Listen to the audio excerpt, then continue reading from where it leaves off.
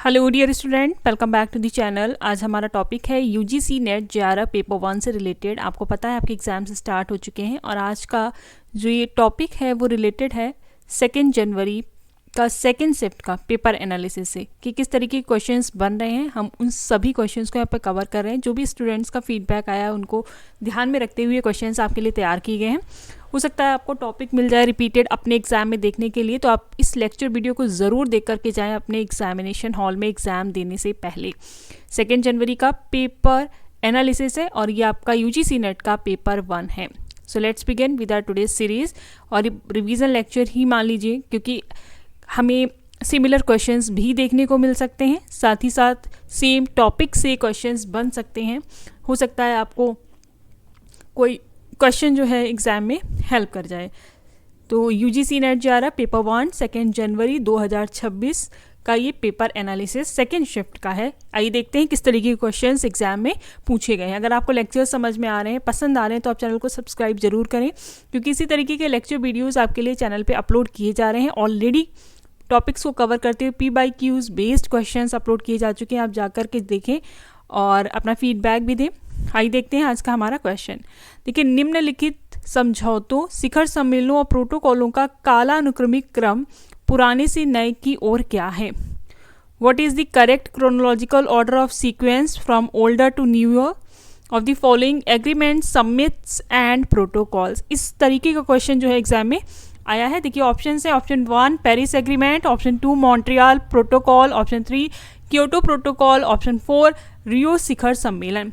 तो हमें इनका क्रोनोलॉजिकल ऑर्डर सेट करना है कि कौन सा एग्रीमेंट पहले हुआ था और कहाँ से पुरानी सी नए की ओर, यानी पहले कौन सा हुआ है उसके बाद कौन सा हुआ है।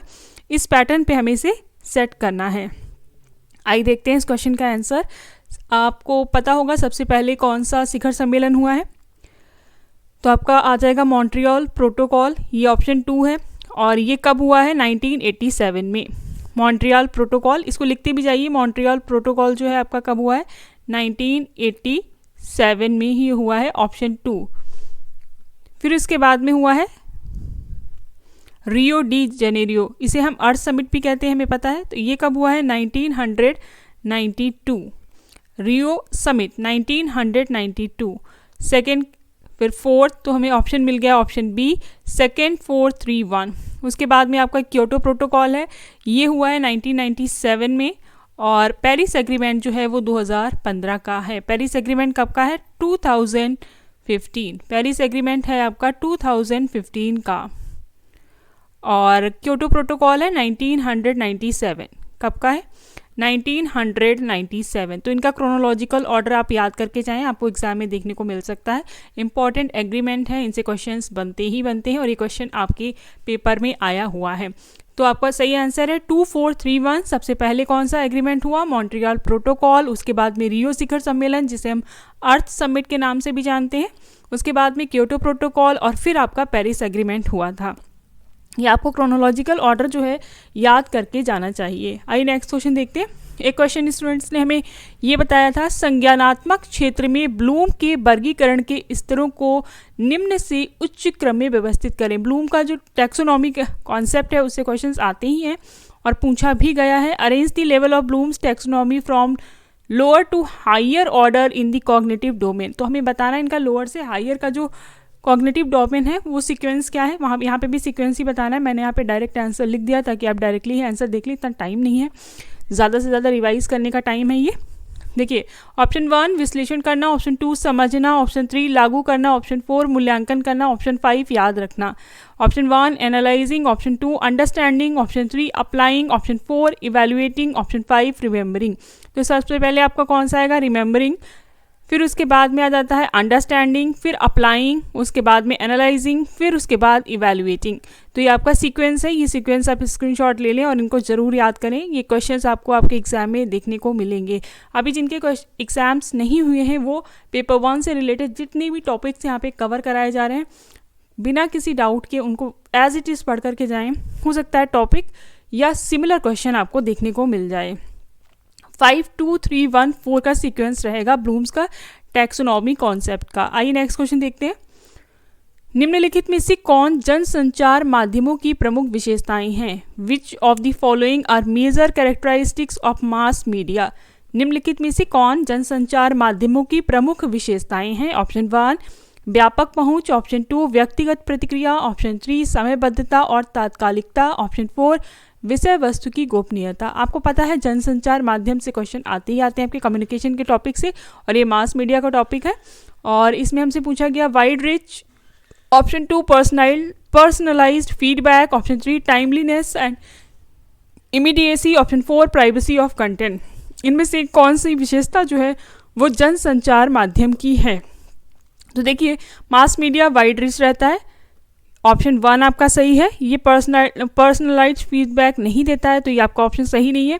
टाइमलीनेस एंड इमीडिएसी आपका ये भी सही है, क्योंकि कोई समयबद्धता नहीं है।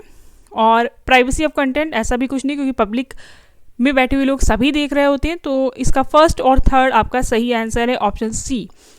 मास मीडिया से क्वेश्चन बना, यानी कि कम्युनिकेशन के टॉपिक का ये आपका क्वेश्चन है।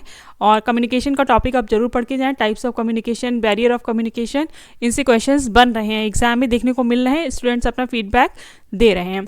आइए नेक्स्ट क्वेश्चन देखते हैं। हमारा नेक्स्ट क्वेश्चन क्या है? आर्सेनिक प्रदूषण से निम्नलिखित समस्याएं होती हैं। Arsenic pollution leads to, arsenic pollution leads to. तो उन्होंने कहा आर्सेनिक पॉल्यूशन से कौन कौन सी समस्याएं होती हैं? ऑप्शन 1 सफ़ेद पैर की बीमारी, ऑप्शन 2 काले पैर की बीमारी, ऑप्शन 3 डायलेक्सिया, ऑप्शन 4 एलर्जी या डिसलेक्सिया, ऑप्शन 4 एलर्जी। तो हमें बताना है कि इसमें कौन सा सही ऑप्शन है कि आर्सेनिक प्रदूषण से कौन सी बीमारी होती है।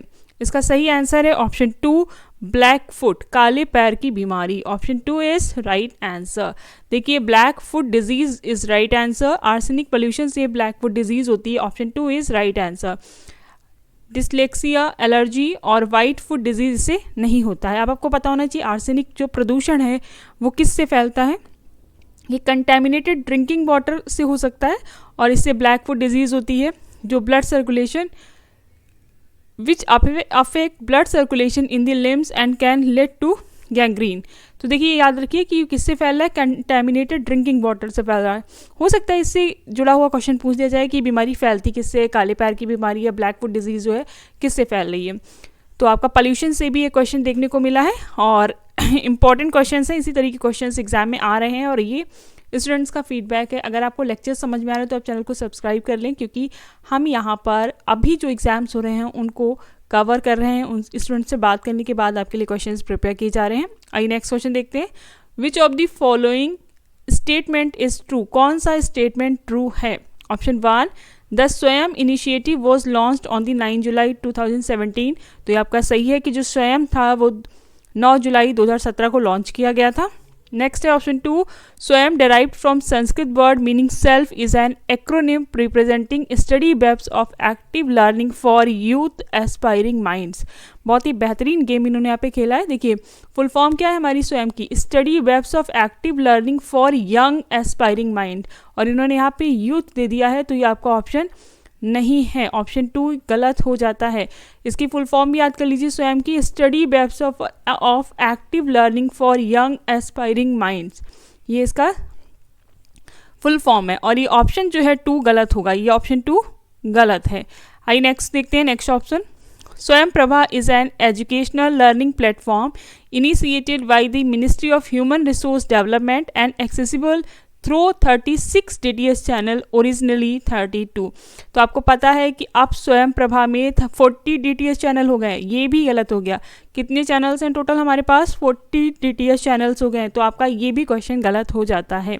ऑप्शन 4 देखते हैं। इन 2023 स्वयं Prabha commenced broadcasting educational counseling session in Meitei language, officially known as the Manipuri language. जो मैतेई लैंग्वेज है वो कहाँ की है? मणिपुरी लैंग्वेज है, और इसे इंदिरा गांधी नेशनल यूनिवर्सिटी के द्वारा मैतेई लैंग्वेज में सेशंस दिए जा रहे हैं। और कब शुरू हुआ? 2023। तो ये आपका 4 वाला ऑप्शन सही है, यानी कि इस क्वेश्चन का जो राइट आंसर है वो है 1 और 4। ये आपको याद रखना है। इसका राइट आंसर क्या है? 1 और 4। यहाँ पे ऑप्शंस नहीं लिखे हैं, बट आप याद रखें कि इसका राइट आंसर है 1 और 4। आइए नेक्स्ट क्वेश्चन देखते हैं। इन क्वेश्चंस को ध्यान से पढ़ करके जाएं, इसी तरीके के क्वेश्चंस आपको एग्जाम्स में देखने को मिलेंगे। निम्नलिखित में से कौन सा कथन सत्य है? ये आपका स्वयं का है। हिंदी में स्वयं पहल 9 जुलाई 2017 को शुरू की गई थी, सही है। स्वयं शब्द संस्कृत शब्द स्वयं से लिया गया है, जिसका अर्थ है study webs of active learning for youth aspiring minds. तो ये गलत है, क्योंकि यूथ की जगह पे यहाँ पे यंग एस्पायरिंग माइंड होना चाहिए था। थर्ड ऑप्शन है स्वयं प्रभा मानव संसाधन विकास मंत्रालय द्वारा शुरू किया गया एक शैक्षिक मंच है जो 36 DTH चैनल के माध्यम से उपलब्ध नहीं।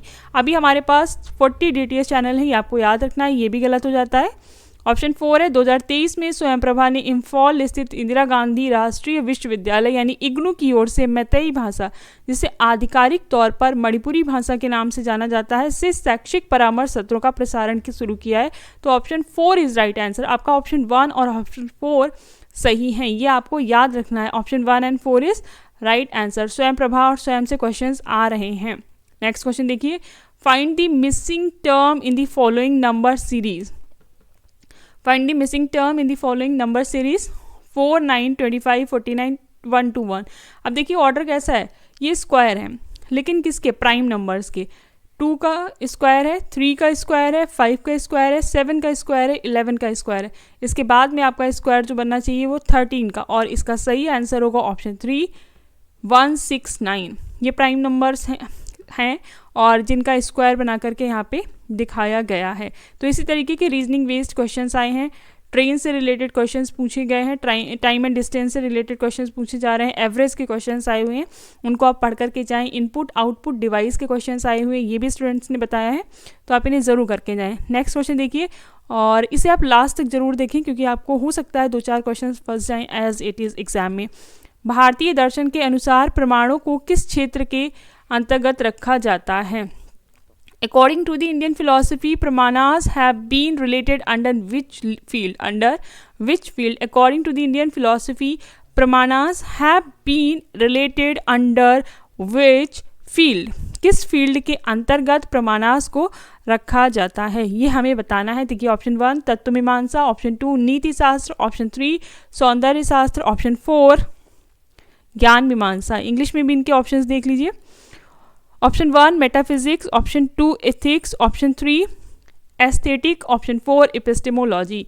तो भारतीय दर्शन के अनुसार जो प्रमाणास है उनकी संख्या 6 है और उन्हें एपिस्टेमोलॉजी के अंतर्गत रखा जाता है। किसके अंतर्गत रखा जाता है? ज्ञान मीमांसा। इंपॉर्टेंट क्वेश्चन है, ऐसे क्वेश्चंस आपको देखने को मिलेंगे एग्जाम में, इन्हें जरूर पढ़ के जाएं। कितने हैं प्रमाणास? टोटल 6 हैं और इन्हें ज्ञान मीमांसा के अंतर्गत रखा गया है, ये आपको याद रखना है। प्रमाणा का मतलब क्या है? सोर्स ऑफ वैलिड नॉलेज, कि आपको वैलिड नॉलेज कैसे मिलेगी, उसका सोर्स क्या है, such as perception, inference, testimony. तो ये हमें याद रखना है। और ये ब्रांच किसकी है? एपिस्टेमोलॉजी की। अब देखिए, the branch of philosophy that deals with the nature, source and validity of knowledge is called epistemology. वो ब्रांच जो नेचर, सोर्स और ज्ञान के स्रोत, ज्ञान की वैधता से संबंधित है, वो एपिस्टेमोलॉजी या ज्ञान मीमांसा के अंतर्गत आती है। और प्रमाणास की जो संख्या है वो टोटल 6 है। एक बार जाकर के आप जरूर देखें कि इनकी संख्या कितनी है। आइए नेक्स्ट क्वेश्चन देखते हैं। हमारा नेक्स्ट क्वेश्चन क्या है? अनुमानास के चरणों का सही क्रम चुनें। Select the correct sequence of stages of अनुमाना। ये क्वेश्चन भी इंपॉर्टेंट है, इस तरीके के क्वेश्चंस आपको एग्जाम में देखने को मिलेंगे, तो इनको याद करके जाएं।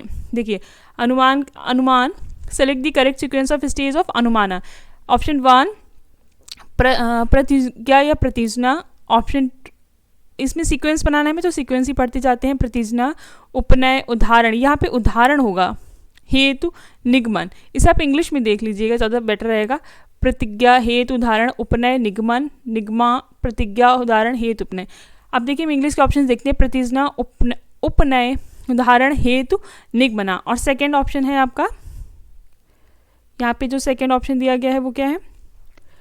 प्रतिजना, हेतु, उदाहरण, उपनय, निगमना। ये आपका सही आंसर है। मैंने डायरेक्ट यहाँ पे आंसर लिखा है, इसको आप एज इट इज याद कर लें।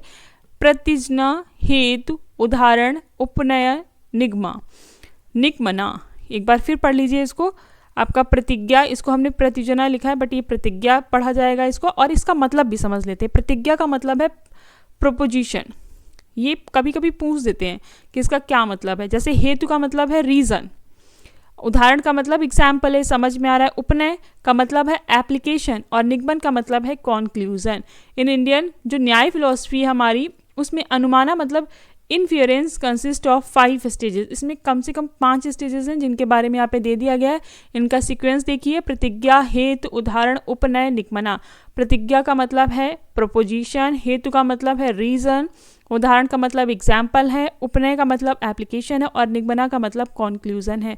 इस तरीके के क्वेश्चंस आपको एग्जाम में देखने को मिल रहे हैं, आप इन्हें ज़रूर करके जाएं, बहुत इंपॉर्टेंट क्वेश्चन है ये। और हो सकता है एज इट इज़ मिल जाए, हो सकता है आपसे हेतु का मतलब पूछ लिया जाए, उदाहरण का मतलब पूछ लिया जाए, तो आप इन्हें पढ़ के जाएं। आइए नेक्स्ट क्वेश्चन देखते हैं। कंप्यूटर मेमोरी के संदर्भ में निम्नलिखित में से कौन से कथन सत्य हैं? Option 1 cache memory volatile memory है, option 2 magnetic memory volatile memory है, option 3 flash memory volatile memory है, ऑप्शन 4 रैम वोलेटाइल मेमोरी है। अगर आपको ये क्वेश्चन आ रहा है तो आप इसका आंसर बताएं। Option which with regard to computer memory which of the following statement is true? Option 1 cache memory is volatile memory, option 2 magnetic memory is volatile memory, option 3 flash memory is volatile memory, option 4 RAM is volatile memory। तुम्हें बताना है कि कौन सी memory जो है वो volatile है। तो इसका सही आंसर होगा आपका फर्स्ट एंड थर्ड, नहीं इसका सही आंसर होगा फर्स्ट एंड फोर्थ, क्योंकि कैसे मेमोरी जो है वो वॉलेटाइल मेमोरी है और ऑप्शन 4 रैम जो है वो वॉलेटाइल मेमोरी है। Option B 1 and 4 is right answer. Volatile memory और नॉन वॉलेटाइल मेमोरी के बारे में आप एक बार ज़रूर देख लें, इससे पहले टॉपिक डाला गया, आप उस पर जाकर के भी देख सकते हैं। Option 1 and 4 is right answer. Cache memory is volatile memory and RAM is volatile memory. RAM की फुल फॉर्म क्या है ये भी आपको पता होनी चाहिए, क्योंकि एग्जाम टाइम है, कुछ भी पूछ सकते हैं। नेक्स्ट क्वेश्चन देखिए, यूएसबी का पूरा नाम क्या? ये क्वेश्चन आया है पेपर में। What does USB stand for? Option 1 Universal Signal Board, option 2 Universal Signal Bus, option 3 Universal Serial Bus, option 4 Universal Serial Board। तो USB stands for Universal Serial Bus। Option 3 Universal Serial Bus, not University, universal serial बस। USB का जो पूरा नाम है वो है universal serial बस। Option 3 is right answer.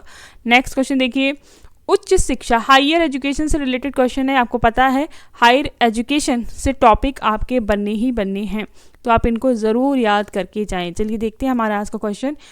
उच्च शिक्षा से संबंधित NEP 2020 की प्रमुख अनुशंसाएं निम्नलिखित में से कौन सी हैं? हमें नेशनल एजुकेशन पॉलिसी 2020 का ये क्वेश्चन है।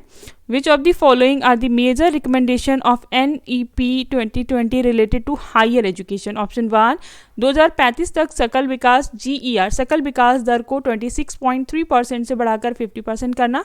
ऑप्शन 2 विश्व स्तरीय विश्वविद्यालय की स्थापना। ऑप्शन 3 उच्च शिक्षा के लिए एक ही नियामक द्वारा हल्का लेकिन सख्त विनियमन। ऑप्शन 4 विज्ञान और प्रौद्योगिकी में अनुसंधान को बढ़ावा देना। ऑप्शन 5 1500 और विश्वविद्यालयों को खोलना। ऑप्शन इंग्लिश में देखते हैं। Option 1 to increase GER from 26.3% to 50% by 2035।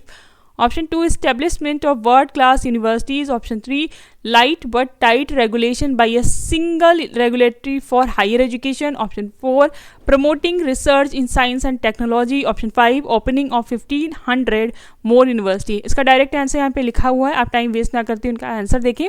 इसका सही आंसर है फर्स्ट एंड थर्ड। 2035 तक जो ग्रॉस इनरोलमेंट रेट होगा वो कितना होना चाहिए? वो 50% होना चाहिए। कब तक? 2035 तक। तो ये आपके ऑप्शन हो सकता है थोड़ा घुमा के भी क्वेश्चन दे दें, ऐसा क्वेश्चन ना है, लेकिन ये पेपर में आया हुआ क्वेश्चन है। आज के एग्जाम में, आज के पेपर में आपके सेकेंड शिफ्ट में ये क्वेश्चन आया था। फिर इसमें जो राइट आंसर है वो है थर्ड, उच्च शिक्षा के लिए एक ही नियामक द्वारा हल्का लेकिन सख्त विनियमन करना। To increase GER from 26.3% to 50% by 2035। और थर्ड है light but tight regulation by a single regulatory for higher education. First and third are right answer, ये आपको याद रखना है। देखिए इसे और जो ऑप्शन हैं वो दिए गए हैं, लेकिन इससे पहले वाली कमिटीज़ के द्वारा रिकमेंड किया गया था। अभी जो NEP की बात करें उसमें ये 2 ऑप्शंस मैंडेटरी हैं, इनको आप याद करके जाएं। नेक्स्ट क्वेश्चन देखिए, भारत के उच्च शिक्षा आयोग HECI के विभिन्न विभागों की हमने एक सूची बना दी यहाँ पे, और उससे संबंधित निकाय का नाम। ये क्वेश्चन आज के पेपर में आया है, आप इसको याद करके जाएं। वर्टिकल्स क्या हैं और इनकी फुल फॉर्म भी याद कर लें, हो सकता है आपके पेपर में आपसे फुल फॉर्म पूछ दी जाए। HECI का फर्स्ट वर्टिकल, सेकेंड विभाग, थर्ड विभाग और फोर्थ विभाग, ये आपके सामने है और उनके सामने ऑप्शंस दिए गए हैं। इसका सही आंसर है ऑप्शन ए, 1 का B, 2 का C, 3 का D, 4 का A। अब हम इसको देख लेते हैं। देखिए ए में दिया हमने सामान्य शिक्षा परिषद GEC, ऑप्शन बी है राष्ट्रीय उच्च शिक्षा नियामक परिषद NHERC, सी है राष्ट्रीय प्रत्यायन परिषद NAC, डी है उच्च शिक्षा अनुदान परिषद HEGC। इनकी फुल फॉर्म भी देख लेते हैं। देखिए फर्स्ट वर्टिकल ये आपका मैच करेगा ऑप्शन बी के साथ, national higher education regulatory council NHERC, ये रेगुलेट करने का काम करेगी। National higher education regulatory council NHERC, ये फर्स्ट वर्टिकल है HECI का। इसकी फुल फॉर्म याद करके जाएं, NHERC, इनकी भी फुल फॉर्म याद करके जाएं। अब देखिए सेकंड का जो सही ऑप्शन होगा वो है third, national accreditation council NAC, national accreditation council. फिर थर्ड का है आपका डी, थर्ड वर्टिकल जो है वो है higher education grant council HEGC, higher education grants council. और फोर्थ जो वर्टिकल है आपका उसका है जनरल एजुकेशन काउंसिल GEC। एक बार इसका स्क्रीनशॉट ले लीजिए और इनके क्वेश्चंस को मैच करके देखिए, इनकी फुल फॉर्म ज़रूर याद करके जाएं। इस तरीके के क्वेश्चंस जो हैं आपको एग्जाम में देखने को मिल रहे हैं। अगर आपको वीडियोस हेल्पफुल लग रहे हैं तो आप चैनल को लाइक, सब्सक्राइब, शेयर करें, चैनल से कनेक्टेड रहें और इसी तरीके के क्वेश्चंस आपके लिए लाए जाते रहेंगे। ये बहुत ही इंपॉर्टेंट सीरीज़ है, इसको आप लेट्स बिगिन आइए देखते हैं। अगर आप इनको करके जाएंगे तो आई एम डैम श्योर कि आपको कम से कम 1 या 2 प्रोटोकॉल्स देखने को मिल सकते हैं, आप उन्हें ईजिली अटैम्प्ट कर पाएंगे। तो इस लेक्चर वीडियो को ज़रूर देख करके जाएं। देखिए प्रोटोकॉल, उसकी फुल फॉर्म और फिर इनका मेन यूज़ यहाँ पे दिया गया है। सबसे पहले है TCP की जो फुल फॉर्म है वो है आपकी ट्रांसमिशन कंट्रोल प्रोटोकॉल। TCP की फुल फॉर्म क्या है, इसे ज़रूर याद करें, ट्रांसमिशन कंट्रोल प्रोटोकॉल। अगर आपको सही लगे तो आप इसका स्क्रीनशॉट लेकर के भी रख सकते हैं। और इसका मेन यूज़ क्या है, रिलायबल डेटा ट्रांसफ़र, ये डेटा ट्रांसफ़र के लिए यूज़ किया जा रहा है। TCP transmission control protocol. फिर है आपका UDP, नेक्स्ट जो है वो है UDP, user datagram protocol, user datagram protocol, और ये फास्ट डेटा ट्रांसफ़र के लिए यूज़ किया जाता है। फिर है आपका IP, इसे हम इंटरनेट प्रोटोकॉल कहते हैं, इंटरनेट प्रोटोकॉल, और ये addressing and routing of data से रिलेटेड है। IP, ये देखिए TCP, UDP, IP, इनके फुल फॉर्म्स, इनका यूज़ ज़रूर पढ़ करके जाएं, आपको क्वेश्चंस एग्जाम में देखने को मिलेंगे ही मिलेंगे। HTTP, ये इसका फुल फॉर्म है हाइपर टेक्स्ट ट्रांसफ़र प्रोटोकॉल, और ये वेब पेज ट्रांसफ़र से रिलेटेड है। फिर इसका सेकेंड वर्जन आप यहाँ पे देख सकते, वर्जन क्या है इसका, नेक्स्ट लेवल देखिए, HTTPS, hyper text transfer protocol secure, ये सिक्योर वेब कम्युनिकेशन के लिए यूज़ किया जाता है। ये 2 ऐसे प्रोटोकॉल्स हैं जो आपको एग्ज़ाम में देखने को आपको मिलते होंगे। इनकी फुल फॉर्म ज़रूर देख करके जाएं। FTP, file transfer protocol, FTP, file transfer protocol, ये क्या करता है, फाइल ट्रांसफ़र बिटवीन कंप्यूटर्स के बीच में जो फाइल ट्रांसफ़र होता है उसे हम FTP के अंतर्गत करते हैं, और इसकी फुल फॉर्म है फाइल ट्रांसफ़र प्रोटोकॉल। फिर आता है आपका SMTP, ये है simple mail transfer protocol, sending emails, इसके थ्रू हम ईमेल्स भेजते हैं। SMTP का फुल फॉर्म क्या है, सिंपल मेल ट्रांसफ़र प्रोटोकॉल, और इसके थ्रू हम जो है ईमेल्स भेजते हैं, सेंडिंग ईमेल्स का काम यहाँ पे किया जाता है। फिर आपका POP3, ये पोस्ट ऑफिस प्रोटोकॉल वर्जन 3, इसकी फुल फॉर्म याद करके ज़रूर जाएं, POP3, post office protocol version 3, ये रिसीविंग ईमेल्स के लिए है, रिसीविंग ईमेल्स के लिए।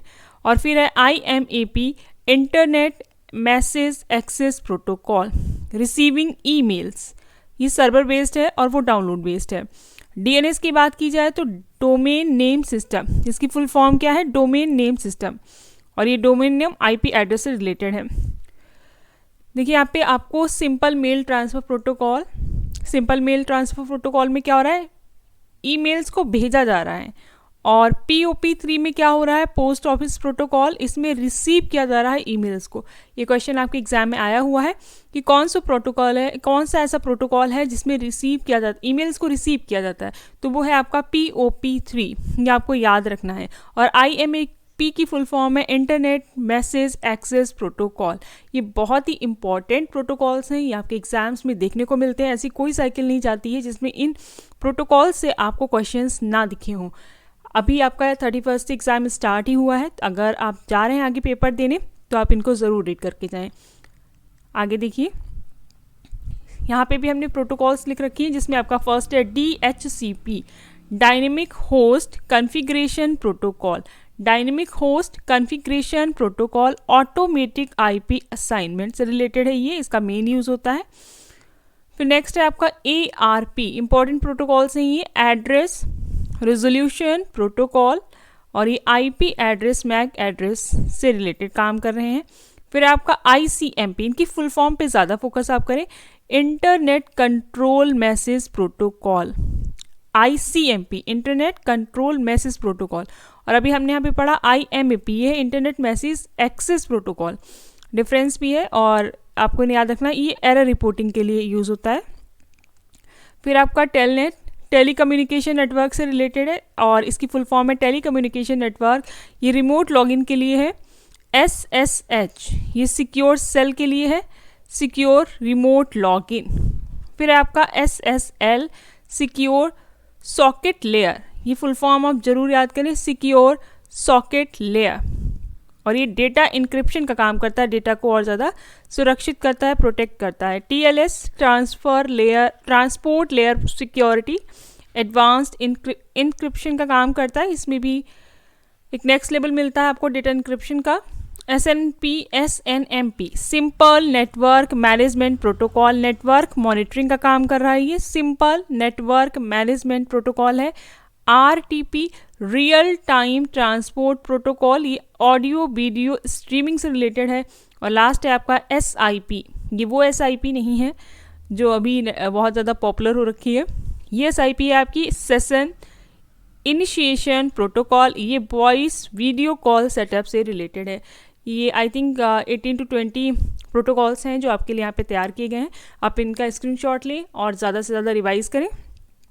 अगर इससे क्वेश्चंस आता है, वैसे आने की काफ़ी ज़्यादा संभावना है, इससे क्वेश्चंस आने की पॉसिबिलिटी बहुत ज़्यादा रहेगी, तो आप इन्हें पढ़ करके जाएं। और ये एग्ज़ाम टाइम है तो इस पर जितना ज़्यादा हो सके जो भी आपको इन्फॉर्मेशन दी जा रही है रिलेटेड टू एग्ज़ाम, आप उसे एज इट इज़ ऑप्ट करें, बिल्कुल ट्रस्ट करें और उसको पढ़ करके ही जाएं। देखिए, इंपॉर्टेंट फैक्ट्स ऑन मूवीज़ के ऊपर आपका क्वेश्चन पेपर में क्वेश्चंस देखने को मिल रहे हैं एग्जाम में। The Lumiere brothers, known as the inventor of the cinematograph, introduce motion picture to India. यहाँ पे मैं हिंदी और इंग्लिश दोनों ही लैंग्वेजेस का यूज़ करूँगी, तो आप एक जगह पे सुन लें, क्योंकि मैं बहुत डिटेल में नहीं आज पढ़ाने के मूड में हूँ, बस आपके एग्ज़ाम में हेल्प मिल पाए उतना ही कंटेंट मैं यहाँ पे देने वाली हूँ। तो यहाँ पे जो हमारा फिल्म से जुड़ा हुआ महत्वपूर्ण तथ्य है, इसमें बताया गया है कि सिनेमेटोग्राफ के आविष्कारक माने जाने वाले ल्यूमियर बंधुओं ने भारत में सिनेमा की शुरुआत की थी। इनका नाम आप याद रखें क्योंकि हिस्ट्री बेस्ड क्वेश्चन है और इस तरीके के क्वेश्चंस इस बार एग्जाम में पूछे जा रहे हैं। पहली जो साइलेंट फिल्म बनी है इंडिया में वो कौन सी है? राजा हरिश्चंद्र। ये लास्ट ईयर जो आपका पेपर हुआ था उसमें ये क्वेश्चन आया था। लास्ट ईयर साइलेंट फिल्म कौन सी बनी है? राजा हरिश्चंद्र। किसने बनाई थी? दादा साहेब फाल्के ने। इनका नाम याद रखें और ईयर भी याद रखें, 1913। फिर he is credited with the film such as Mohini. इन्होंने जो दूसरी फिल्म सुनाई है जिसमें मोहिनी, भस्मासुर, सत्यवान सावित्री है, और दादा साहेब फाल्के को फादर ऑफ इंडियन सिनेमा बोला जाता है। ये आपको याद रखना है कि किसको भारतीय सिनेमा का जनक माना जाता है, तो ये नाम है दादा साहेब फाल्के का। इन्होंने जो मूवी बनाई थी साइलेंट फिल्म, उसका नाम क्या था? राजा हरिश्चंद्र। कब बनी थी? 1913 में बनी थी। और इन्होंने ही मोहिनी, भस्मासुर, सत्यवान सावित्री जैसी फिल्में बनाई थी। इसके बाद में इन्होंने एक और मूवी बनाई है जिसका नाम है लंका दहन। फिर नेक्स्ट मूवी आती है आपकी अर्देशीर ईरानी द्वारा ये निर्देशित की गई थी, आला मारा, और ये पहली बोलती हुई फिल्म थी, फर्स्ट टॉकिंग फिल्म इन 1931। कौन सी थी? आला मारा थी। किसने बनाई? अर्देशीर ईरानी ये आपको याद रखना है। पहली बोलती फिल्म जो है इंडिया में 1931 में बनी है और ये आलम आरा थी। पहली मूक फिल्म या साइलेंट फिल्म किसको कहा जाता है? राजा हरिश्चंद्र को, और ये दादा साहेब फाल्के ने बनाई थी। किसने बनाई है ये भी आप याद रखिए, कौन सी मूवी थी और क्या उसका टाइटल था, आपको याद होना चाहिए। आइए नेक्स्ट स्लाइड देखते हैं। पहली जो कलर फिल्म थी, पहली कलर फिल्म जिसका नाम था किशन कन्या, पहली कलर फिल्म या रंगीन फिल्म किसान कन्या थी और ये 1937 में रिलीज हुई थी। भारत में बनी पहली स्वदेशी रंगीन फिल्म थी। फिल्म का निर्देशन किसने किया था?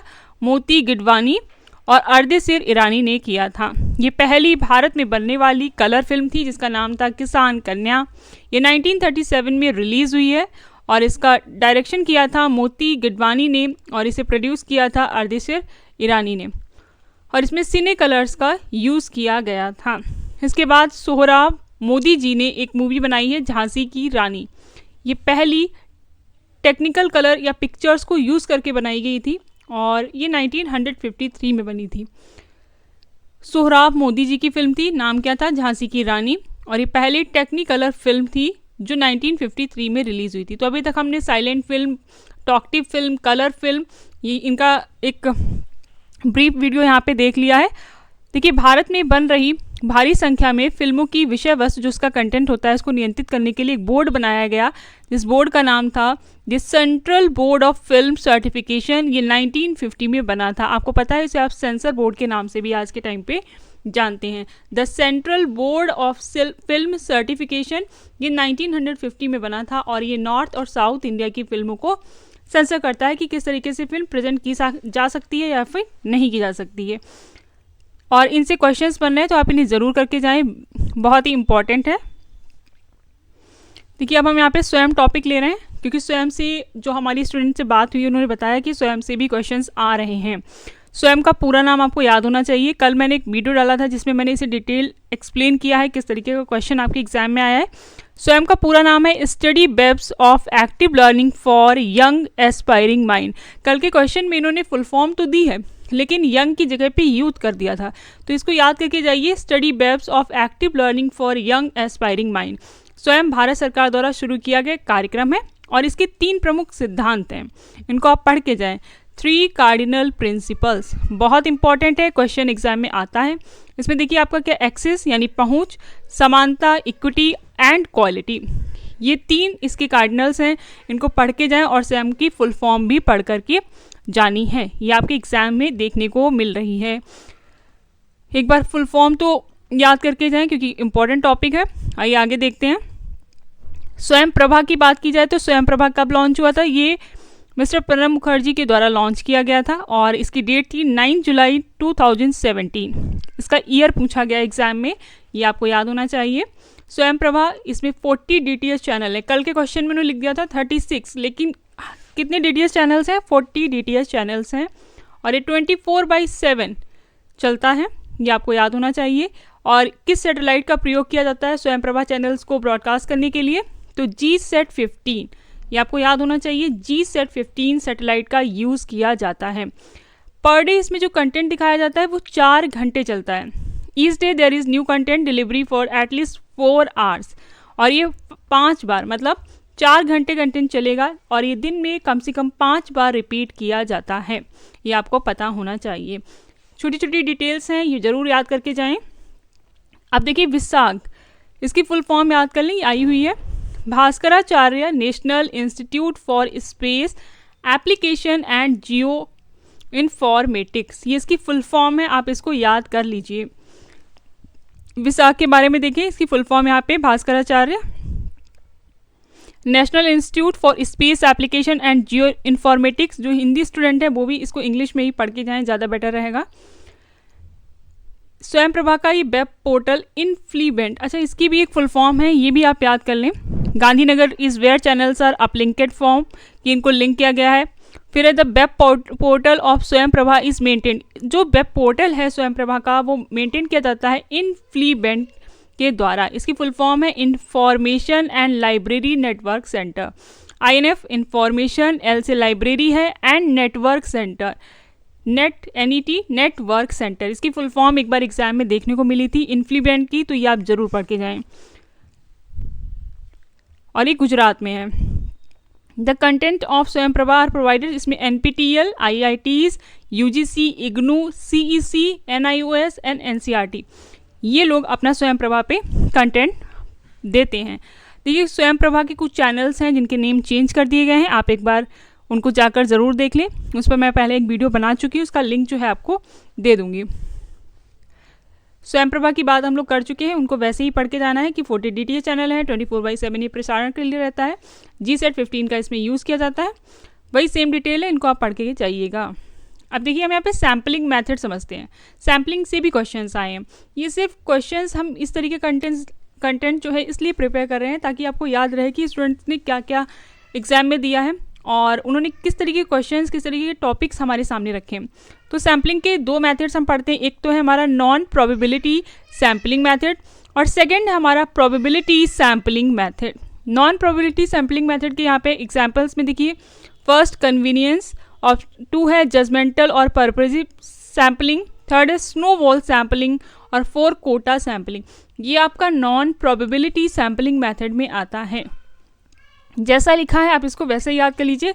कभी कभी क्वेश्चन बन जाता है कि कोटा सैम्पलिंग किस में आता है, नॉन प्रोबेबिलिटी में आता है या प्रोबेबिलिटी में आता है।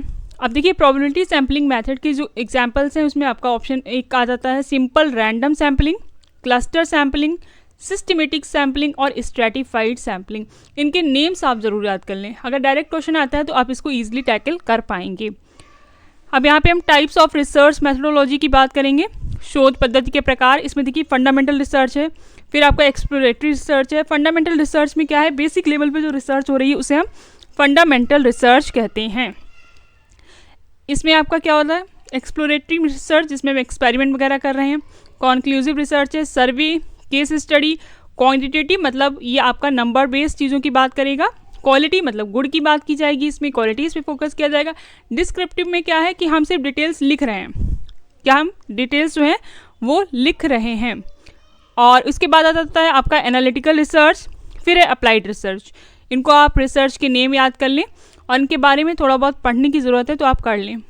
अप्लाइड रिसर्च में क्या है कि हम इमीडिएट एक्शन ले रहे हैं, उस चीज़ को अप्लाई कर रहे हैं, this is called applied research.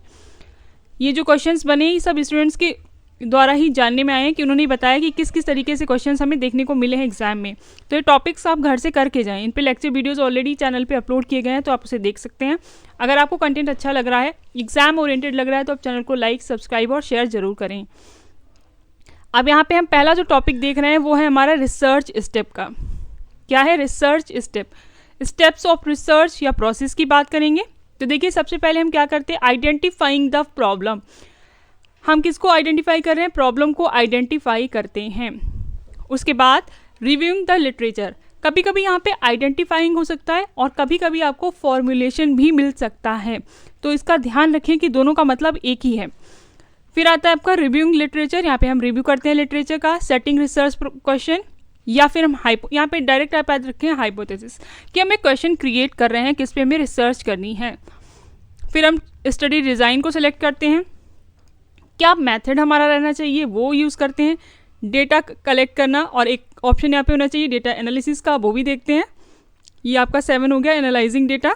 Writing the report या कंक्लूजन, ये रिसर्च के स्टेप्स हैं, इनसे भी क्वेश्चंस बने हुए हैं। अगर आप 4 या 5, 6, 7 को अपना एग्ज़ाम देने जा रहे हैं तो ये वीडियो आपके लिए बहुत ज़्यादा इंपॉर्टेंट है, इसे आप देख कर जाएँ और पढ़ करके जाएं। आइए आगे देखते हैं, रिसर्च एथिक्स की बात करते हैं कि हमें जब रिसर्च करनी है तो किस तरीके की एथिक्स रखनी चाहिए। अनुसंधान नैतिकता, देखिए ऑनेस्टी एंड इंटेग्रिटी, ईमानदारी और सत्यनिष्ठा रखनी चाहिए।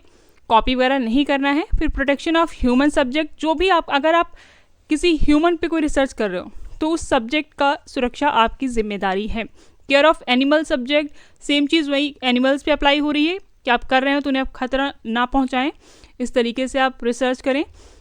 फिर 4th है आपका रिस्पॉन्सिबल पब्लिकेशन। 5th है कॉन्फिडेंशियलिटी यानी गोपनीयता रखें। अब इसमें करना क्या है, आपने कंटेंट कहाँ से लिया है वो आप दिखा सकते हैं और लेकिन फिर भी आपको गोपनीयता रखनी पड़ती है। 6 है आपका रिस्पेक्टिंग कॉपीराइट IPR यानी कॉपीराइट या बौद्धिक संपदा का जो अधिकार है उसका सम्मान करें। फिर ऑब्जेक्टिविटी रखें, निष्पक्ष रहिए। तो ये रिसर्च एथिक्स से जुड़े हुए कुछ पॉइंट्स हैं, इनको आप देख करके जाएं। और अगर हो सकता है कि आपको एग्ज़ाम में इन टॉपिक से एज इट इज़ क्वेश्चंस देखने को मिल जाएं। फिर ICT for quantitative data analysis. Qualitative और क्वांटिटेटिव हम पढ़ते हैं, जिसमें ICT for qualitative data analysis मतलब ICT का अगर क्वांटिटेटिव डेटा एनालिसिस है तो हम उसको किस जगह पे चेक करते हैं। तो इसमें आपका एक आ जाता है SPSS, इसकी फुल फॉर्म जरूर पढ़ के जाएं। SPSS statistical package for social science, फिर है RStudio, फिर Minitab, Microsoft Excel and other statistical software data. इसमें हम किसको पढ़ रहे हैं, क्वांटिटेटिव डेटा को का एनालिसिस किया जाता है। फिर आपका क्वालिटेटिव डेटा, यहाँ पे हम क्वांटिटी की बात कर रहे हैं, मात्रा की बात कर रहे हैं, यहाँ पे हम गुणों की बात करेंगे, क्वालिटी की बात कर रहे हैं। इसमें देखिए NBIBO है और फिर आपका BOS व्यूअर है, ये आप पढ़ करके जाएं।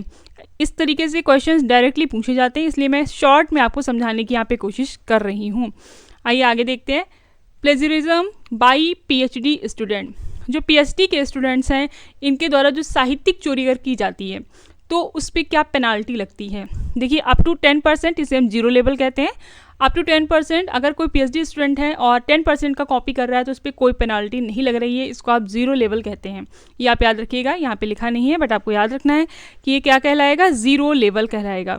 अगर वही चीज़ यहाँ पे हमारा कॉपी हो रहा है कितना 10 to 40%, तो हमें क्या पेनाल्टी या क्या पनिशमेंट मिल रही है। Revision of script with in 6 month, आपको अपनी स्क्रिप्ट को रिवाइज करना पड़ेगा विद इन 6 मंथ। ये 6 मंथ ये आपको याद रखना है, 10 to 40%, और ये लेवल 1 है। अब लेवल 2 आ जाएगा 40 to 60%। इसमें आप सबमिट नहीं कर सकते हैं 1 साल तक अपना स्क्रिप्ट अगर आपने साहित्यिक चोरी की है, प्लेजरिज्म करा है तो। ये स्टूडेंट के लिए भी हम बात कर रहे हैं।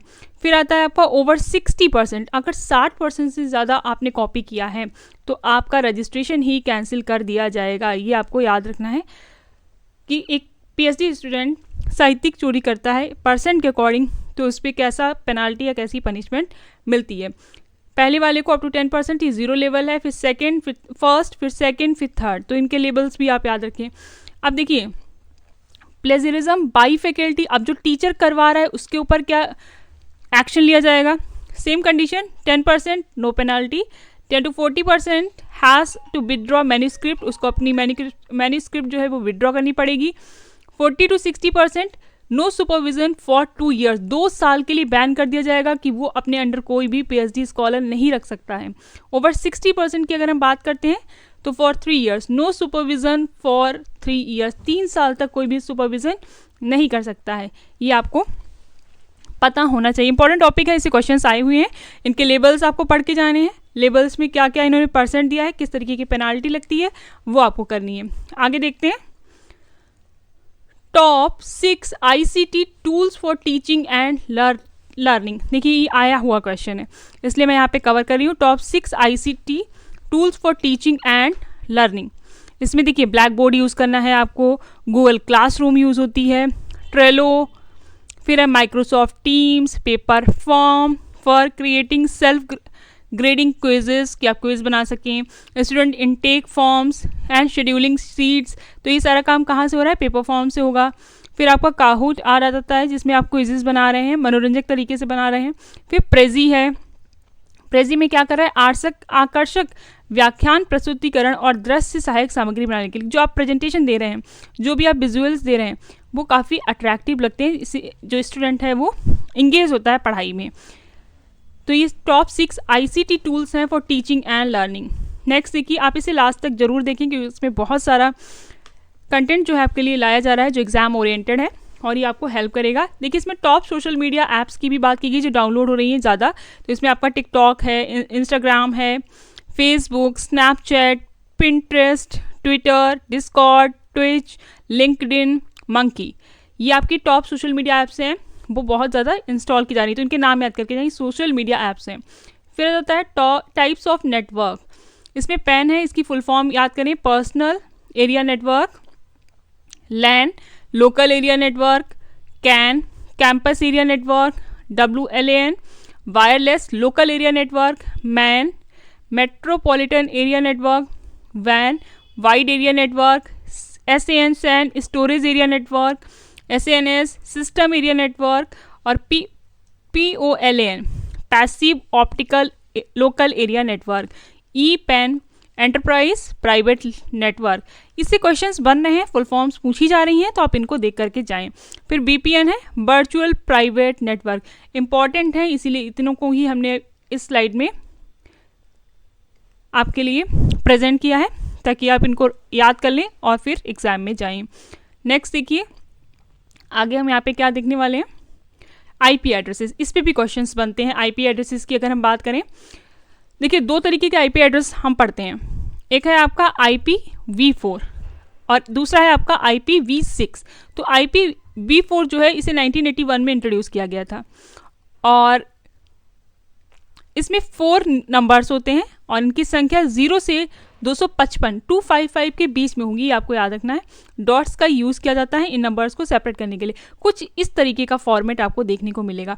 मोस्ट इंपॉर्टेंट थिंग इज़ कि इसमें अल्फ़ाबेट्स नहीं यूज़ होते हैं, ABCD जो है वो यूज़ नहीं होगा, ये आपको याद रखना है। 0 से 255 के शब्द हो सकते हैं या 255 तक के न्यूमेरिक्स यूज़ किए जाते हैं, इसमें अल्फ़ाबेटिकल टर्म्स यूज़ नहीं होते हैं और कुछ इस तरीके का इनका फॉर्मेट होता है, ये आपको पढ़ के जाना है।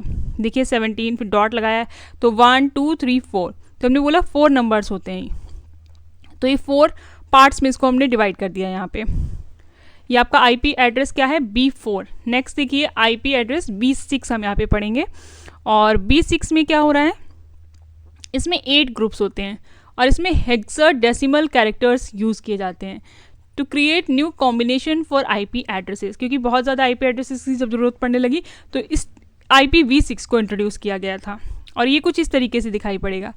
देखिए इसमें हमने अल्फ़ाबेट्स भी यूज़ किए हुए हैं, ये आपको याद रखना है।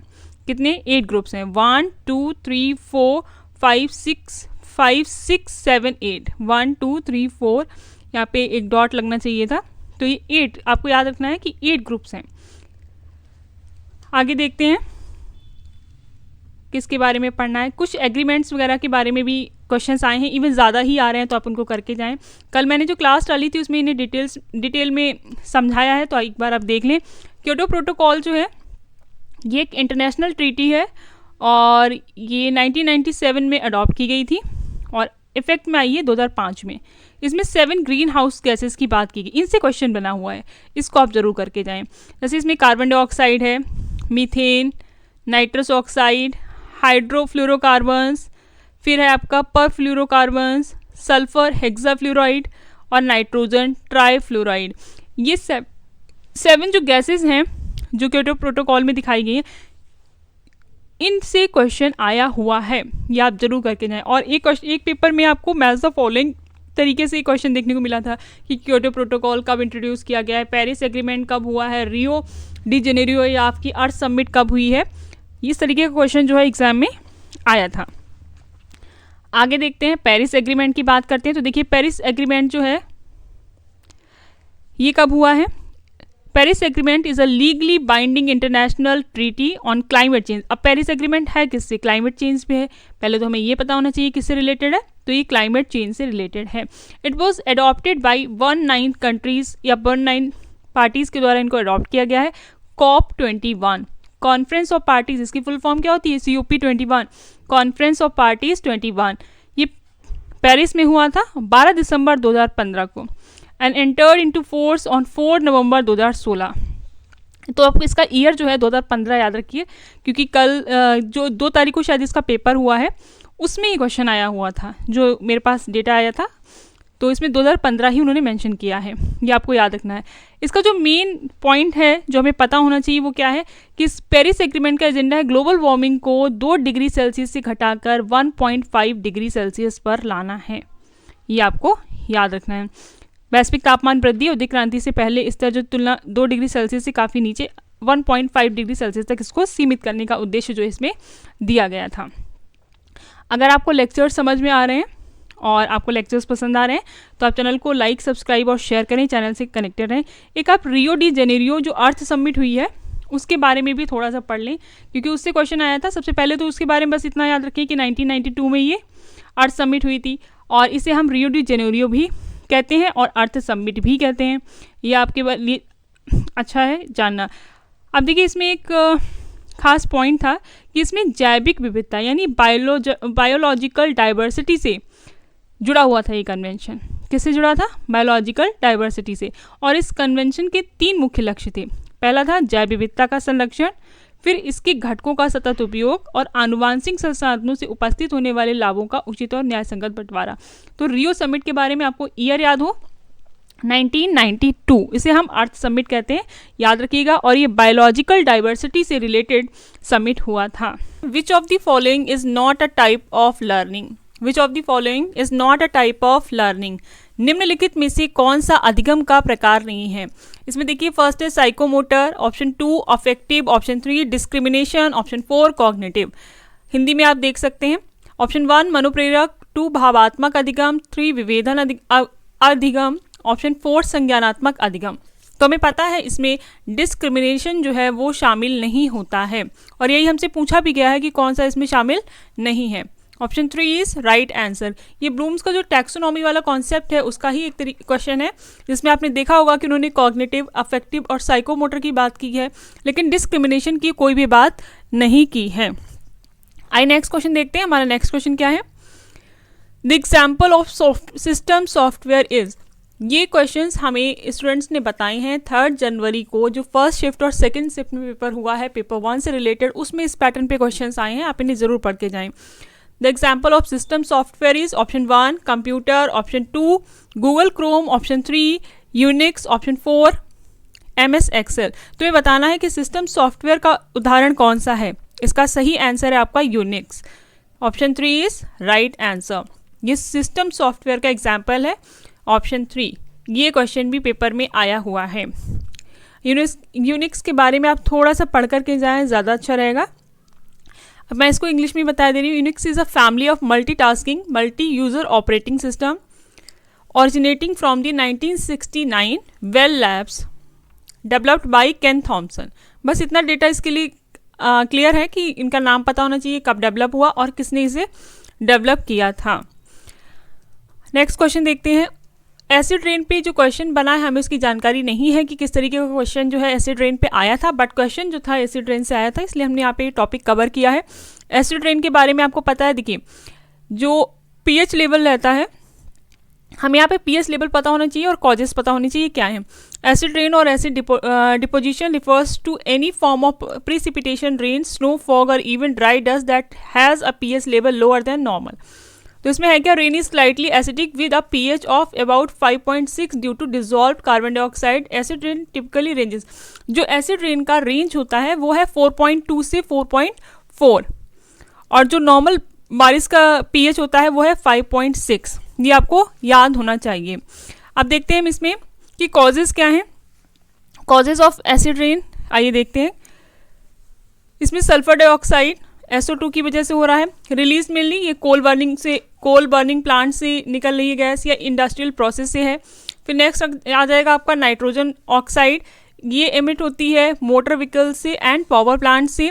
फिर नेचुरल सोर्सेज भी हो सकते हैं, जैसे वॉल्केनिक इरप्शन है, लाइटनिंग है, डिकेइंग वेजिटेशन है, but human activity remains the dominant cause. ये आपको याद रखना है कि किन कारणों से एसिड रेन होती है, और उसका pH लेवल आपको याद होना चाहिए।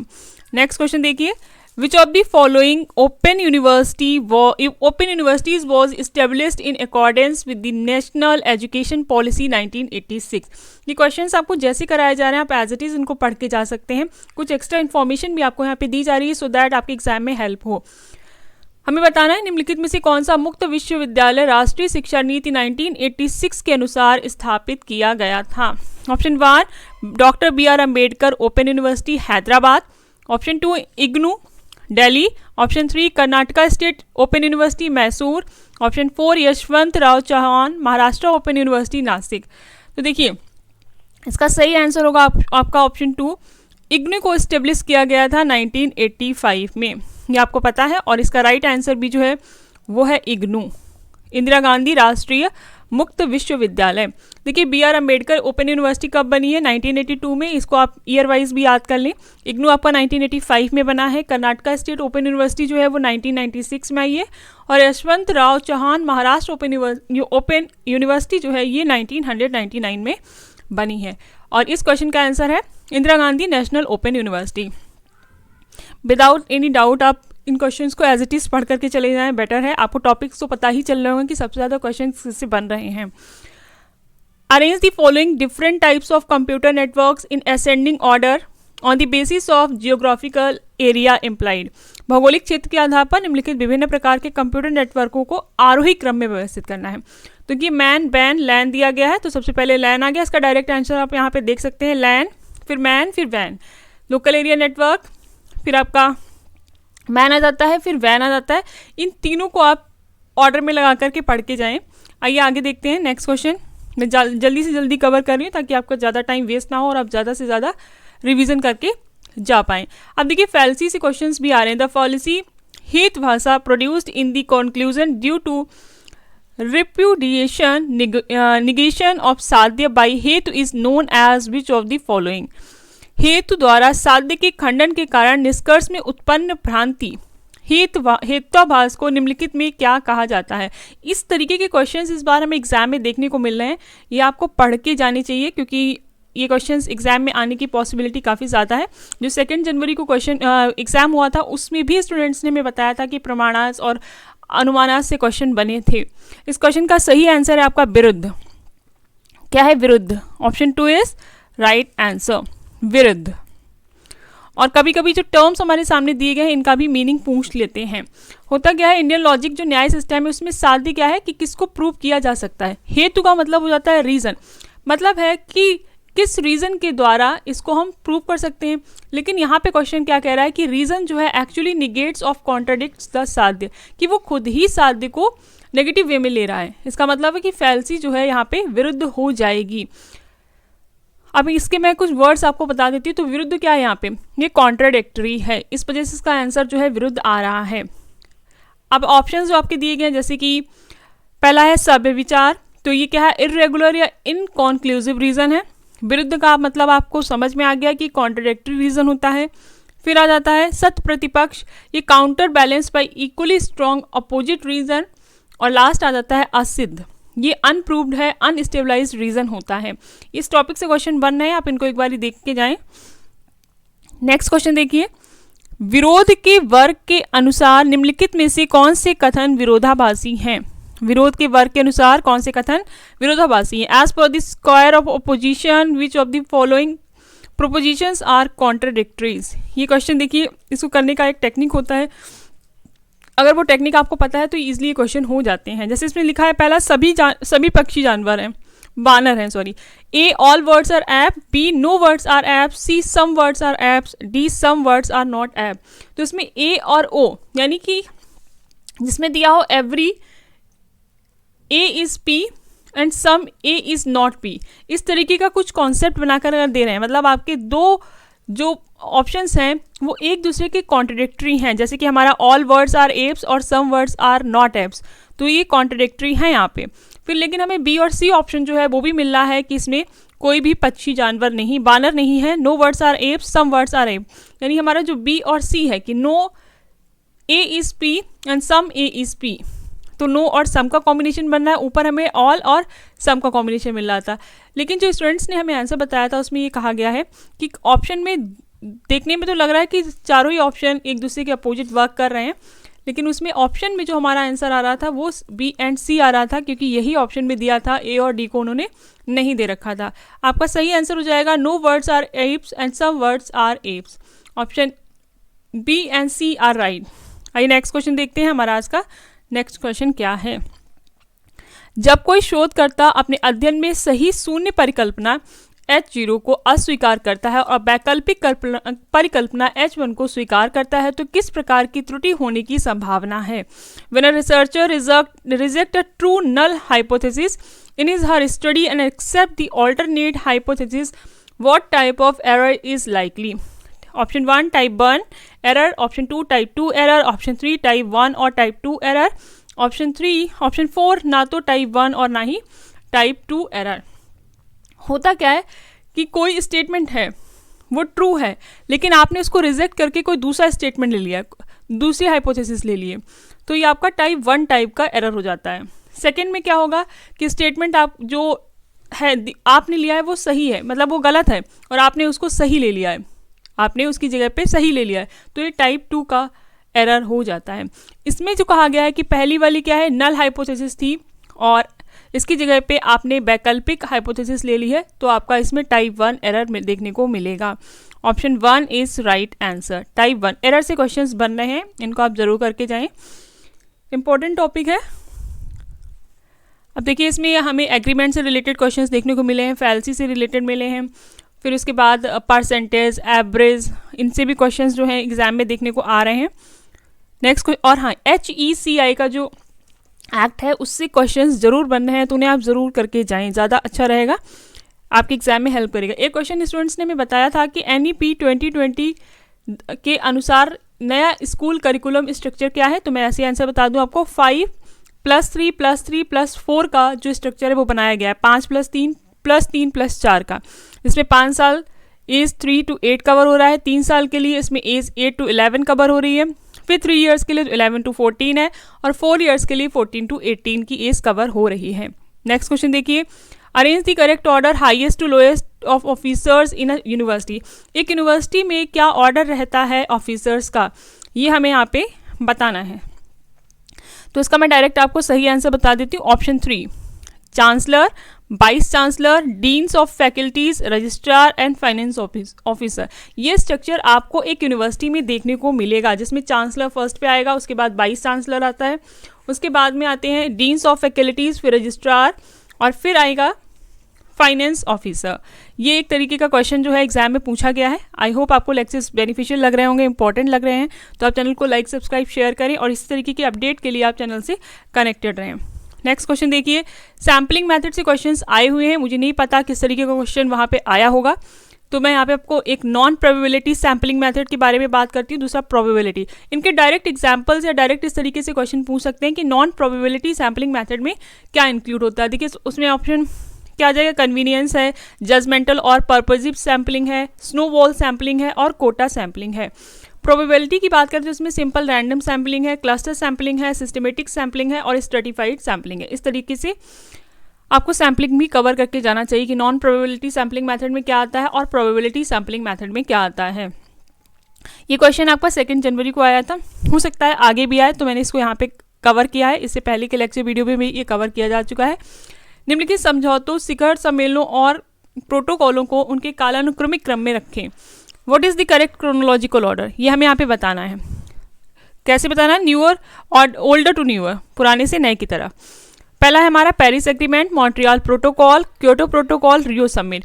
तो रियो समिट हमारी 1992 में हुई, पेरिस एग्रीमेंट जो है 2015 में हुई, सॉरी, पेरिस एग्रीमेंट कब हुआ, 2015 में है। रियो समिट को मार्च समिट भी कहते हैं और ये 1992 में हुआ था। क्योटो प्रोटोकॉल की बात करें तो 1997, मॉन्ट्रियल प्रोटोकॉल जो है 1987। इसका जो सही आंसर था वो है 2431। ये आप पढ़ करके जाएं, इनसे एग्रीमेंट से रिलेटेड क्वेश्चंस आ रहे हैं। हमने अभी हाल ही में कुछ लेक्चर वीडियोस अपलोड किए हैं जिनमें इन टॉपिक्स को अच्छे से कवर किया है, तो इन्हें आप पढ़ करके जाएं। यूनिवर्सिटी है, HECI है और NEP है, इनसे बहुत ज़्यादा क्वेश्चंस बन रहे हैं और डायरेक्ट क्वेश्चंस आ रहे हैं, ये आप पढ़ के जाएं। HECI में जो वर्टिकल्स हैं वो आप ज़रूर पढ़ के जाएं, जो 4 वर्टिकल्स दिए गए कि कौन सा वर्टिकल किस ग्रुप के लिए काम कर रहा है, क्या उसका वर्क है, उसको पढ़ करके जाइए। All the very best for your exam and thank you for watching till and.